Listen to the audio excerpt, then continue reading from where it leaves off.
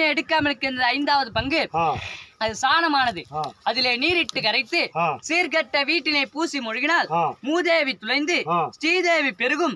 மீதமுள்ளது எடுத்து உருண்டையாக உருட்டி வெயிலிலே உணர்த்தி அக்கினிலே இட்டு எரித்தால் நெற்றிக்கு நல்ல திருநீர் ஆகும் என்று சொன்னான் வீரஜாம்பகன்.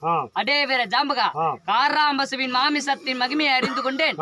அடுத்த திசையின் திருப்பல என்னடா என்று கேட்டா சிவபெருமான்.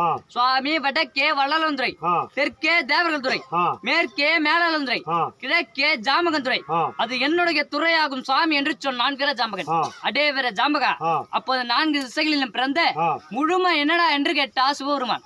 சுவாமி, வடக்கே மகாபாரதம் பிறந்தது, தெற்கே ராமாயணம் பிறந்தது, மேற்கே தாடவர்கள் அறிந்தார்கள், கிழக்கே சங்கும் சாணார கத்தியும் பிறந்தது என்று சொன்னான் வீரஜாம்பகன். அடே வீர ஜாம்பகா, கிழக்கே பிறந்த சங்கும் சாணார கத்தியின் மகிமை என்னடா என்று கேட்டா சிவபெருமான். சுவாமி,